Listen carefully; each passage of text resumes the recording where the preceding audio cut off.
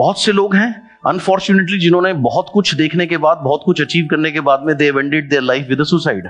Cafe coffee day के मालिक का क्लासिक एग्जांपल है, राइट? या ऐसे और भी बहुत लोग हुए हैं, उन्हें स्पिरिचुअली ग्रोथ ना होने की वजह से अंदर पीस नहीं मिला, जिसकी वजह से दे टुक अ ड्रास्टिक स्टेप। सो आपके अंदर का बिलीफ, बहुत से लोग क्या करते हैं हमारे बिजनेस में, स्टेज पे कुछ और होते हैं, अंदर कुछ और होते हैं। आप अंदर जो हैं, जैसे आप अकेले में हैं, आपके असली विचार जो अकेले में चलते हैं वो है आपकी रियलिटी।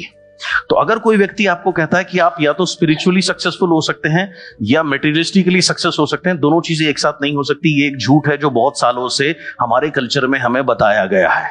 ऐसा बिल्कुल भी जरूरी नहीं है और ऐसा है ही नहीं।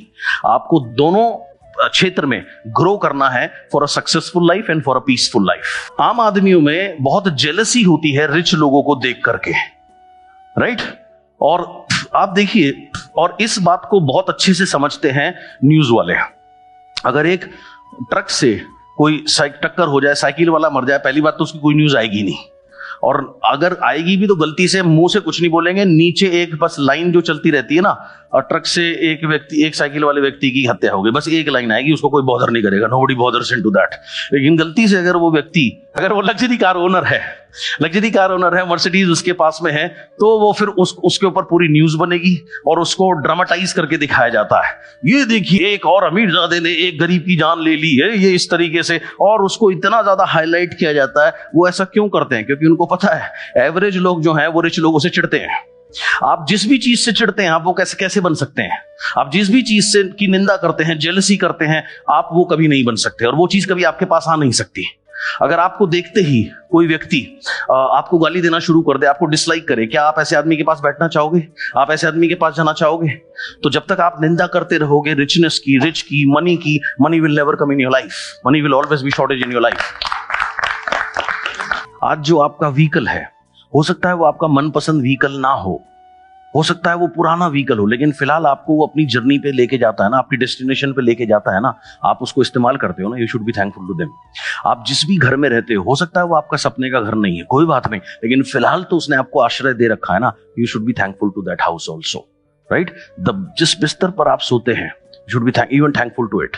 सो ऐसे अगर आप देखें तो अनगिनत चीजें हैं, लोग हैं, सर्कमस्टांसेस हैं, नॉन लिविंग थिंग्स हैं जो आपकी सेवा में दिन रात लगे हुए हैं। So we should be totally thankful to them. And इस तरीके से अगर आप अपने बचपन से लेकर आज तक की जर्नी को देखें, कितने लोगों ने आपके लिए कितना कुछ किया है, बेशक चाहे वो उनका काम ही क्यों ना हो, लेकिन काम किया ना, आपको तो कुछ दिया ही है, तो we should always be thankful to them. खाना बना करके इतने सालों से कोई दिया, उसके हमें उसके लिए धन्यवाद नहीं देना चाहिए? ऑब्वियसली देना चाहिए, राइट? जो मेड मेरे घर में खाना बनाती है, right, I am so thankful to her. मैं क्या कर सकता हूँ, मैं कम से कम उसको जो पैसे थोड़े बहुत देता हूँ वो तो देता ही हूँ, लेकिन तमीज से बात तो कर सकता हूँ, थैंक्स तो कर सकता हूँ, अच्छे से बात तो कर सकता हूँ, जो कि मुझे करनी चाहिए और हर व्यक्ति को करनी चाहिए। सो हमारे जीवन में अनगिनत लोग हैं जिनके बारे में कभी हमने सोचा ही नहीं। They have done so much for us and we all should be thankful to them. कोई ना कोई व्यक्ति काम पर गया, किसी ने सेक्रीफाइस किया, तो आपके पेट पे भोजन आया, तो आपके सर पे छत आई, आपके बदन पे कपड़े आए। आपको महल नहीं मिले होंगे रहने के लिए, लेकिन फिर भी एक छत तो मिली सर पे। You should be thankful to that. जब तक एक आदमी कमिटेड नहीं होता तब तक उसके अंदर हेजिटेशन बनी रहती है, डाउट बना रहता है, the chance to draw back, वापस लौटने का चांस रहता है, और हमेशा इनएफेक्टिवनेस रहती है। कब तक? जब तक एक व्यक्ति कमिटेड नहीं होता। कमिटमेंट का मतलब क्या है? आपने कमिटमेंट कर ली, आप रिच बनेंगे, आप सक्सेसफुल बनेंगे, तो इसका मतलब, इस कमिटमेंट का मतलब है इसके अलावा और कोई ऑप्शन नहीं है, इसके अलावा दूसरा ऑप्शन तो बिल्कुल भी नहीं है। It is very simple. जिस क्षण इंसान अपने को कमिट करता है कि मैं कमिटेड हूं रिच बनने के लिए, मैं कमिटेड हूं अपनी प्रैक्टिस को जारी रखने के लिए, मैंने यहां से जो भी मैं सीख के जाऊंगा, मैं कमिटेड हूं उसको हर रोज नित दिन उसकी प्रैक्टिस करूंगा, नित दिन अपने नोट्स पढ़ूंगा और उसके साथ फील्ड में जाके काम करूंगा, तो जिस क्षण इंसान अपने से कमिटमेंट करता है, then providence moves too. Providence move मतलब तब पहाड़ भी मूव होते हैं, यानी कि बड़े से बड़ा कार्य भी होता है। What you embrace in your inner world creates what you experience in your outer reality।